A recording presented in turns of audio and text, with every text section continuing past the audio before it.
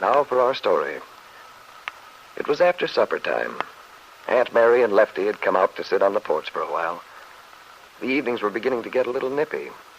The smell of fall was in the air, but neither of them could quite give up the pleasure of sitting outside, watching the darkness grow in the quiet fields, waiting for the first pale glow of the moon rising in the sky. The light from within the house shone out faintly, revealing Aunt Mary's face, peaceful in repose. Tonight she'd pulled Randy's old football sweater over her head, with the collar turned up and back to protect the back of her neck from the chilly evening breeze. Lefty glances at her and chuckles. Well, Aunt Mary, you're looking quite collegiate tonight. Collegiate? Mm-hmm. Oh, you mean because I'm wearing Randy's sweater? But it's so nice and warm. Better not get too attached to it, though. Randy will be coming home pretty soon to claim it. Yes, he will. I'm so happy. I know. You're right about this sweater. That boy simply swears by it. Remember when I bought him that lovely suede lumber jacket for his birthday? He used to provoke me so. He'd leave it hanging in his closet, insisted on wearing this old sweater, even when he was going into town. Reminds me of an old hat I had once. Used to call it my fishing hat. Somehow no other hat ever felt so comfortable on my head. Well, listen to that, will you? Fella must be feeling extra chipper tonight. It's funny, they can put a lot of feeling into blowing that train whistle. Oh, Lefty. No, really, there's quite an art to it. They talk back and forth, you know. Mm-hmm. I guess you'd hardly call it a private conversation. Engine number 9. How do you know it's number 9, Lefty? I don't. That's a little verse I used to hear Peggy recite when she was a youngster. Engine number 9, traveling on Chicago line. Please tell me the correct time. What a memory you have, Lefty. That is, for anything which concerns Peggy. Oh. Say, where is that young lady, by the way?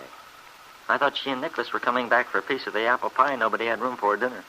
Oh, they'll be along eventually. You didn't expect them to come rushing back from Jane's just to sit around and talk to a couple of oldsters like you and me, did you? I don't know why not. We're not exactly decrepit, Aunt Mary. No, perhaps not. But you know how young people are, Lefty. They get so engrossed in whatever they're doing at the moment. They forget. Well, then why don't you go call them up? Remind them. Oh, I don't think so. Well, I do wish they'd come on back. You know, Lefty, usually you're quite ready to call it a day after supper time.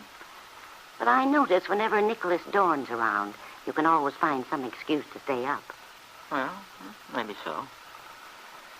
It does me so much good to see Peggy and Nicholas together, though. They always seem to have such a lot of fun, the way young people should. Yes, they do. It's a good sign when you hear people laughing together. Yeah. A big difference from the way it was with that Bill Meade. All the hullabaloo, problems. I saw Bill today. You did? I was over mending the fence in the south field. He went by on a Jeep, his way to town. Oh.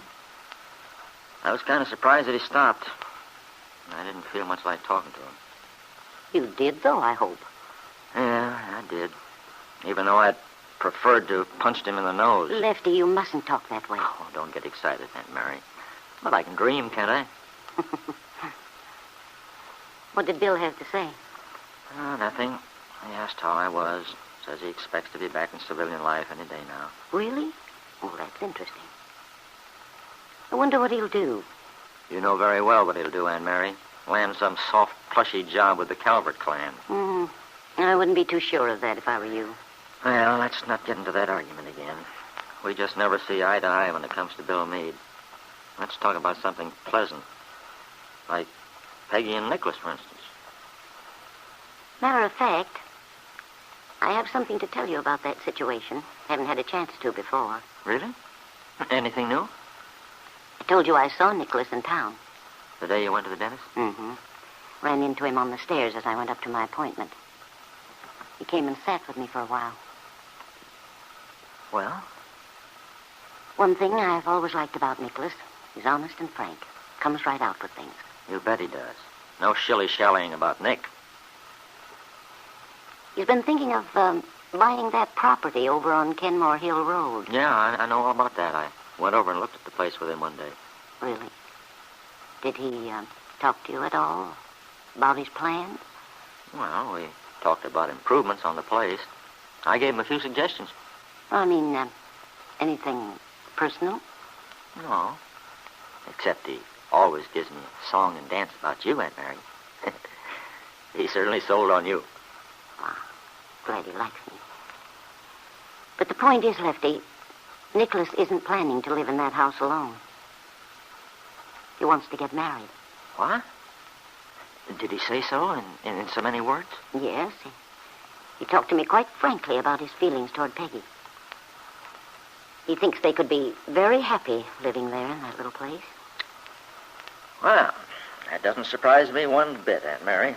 I've had an idea all along that was in the back of his mind. Yes, I know you have. Things he said sometimes. But you would have been proud of me, honestly you would. I've never prompted him.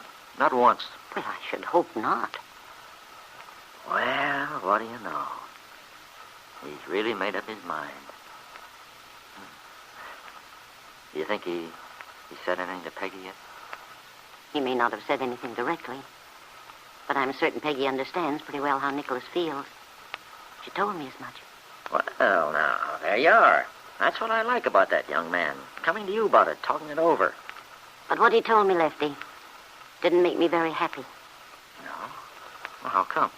Well, you know what his attitude toward marriage has been. He's so afraid of the emotional side of it. Believes people would be happier if they based marriage on companionship and respect. Left out all the sentimental side of things. He's so distrustful of love. Oh, I wouldn't worry about all that stuff Nicholas spouts. He's just covering up because he's afraid of being hurt again. The way that girl in Hollywood hurt him. I think he is in love with Peggy, but just doesn't know it. Or anyway, doesn't want to admit it even to himself. I don't know, Lefty. I'm not so sure. Why, it's as plain as anything. The way he acts around Peggy. The fact that he stayed on here even though the job was finished on that documentary film he was writing. You wait and see. It'll all work out. I wish I could agree with you. Somehow, I don't think it's real. At least, not mutual. There's Peggy's side to think of, too, remember? Well, give it a little more time. I think, for that matter, that what I've said about Nicholas is true about Peggy. She's been hurt, too, you know. And she's wary of her feelings just as much as he is. That may be. But just because you want things a certain way, it's better not to convince yourself they are that way. People don't always do things the way you expect them to, or the way you think they should. No, of course not, but... Well, this time I have a sort of a hunch. Well, in any case, I asked Nicholas to let the matter drop. Not to press it at all for the time being. But, Aunt Mary, I don't see why you did that. Why not let the two of them work it out their own way? But it's not my affair. Peggy's your responsibility. Now, Lefty, you should know better than to talk that way. You're every bit as much a part of this family as if you were a real relation. Well, I wish you hadn't told Nicholas not to say anything. If he is in love with Peggy... That's just it, Lefty. As I told you, I'm not at all sure he is. But if he is, there's no harm in their waiting until they're both sure of it. You know very well the other sort of marriage, the sort Nicholas keeps talking about, could only lead to unhappiness for both of them. You can't deny the importance of true emotions, the real deep love two people should have for each other if they're going to share a life together. That's why I'm sure my suggestion was the right one. And I'm sure Nicholas will abide by it. Very important that he does. Otherwise... Otherwise what? Otherwise, Lefty, in her present state of mind, I'm terribly afraid Peggy might rush headlong into something she'd bitterly regret. But what Aunt Mary doesn't know is that Nicholas never had an opportunity to carry out his good resolution after he talked to her in town that day. No. And now the two young people have made an agreement. One they've agreed to keep secret for a while.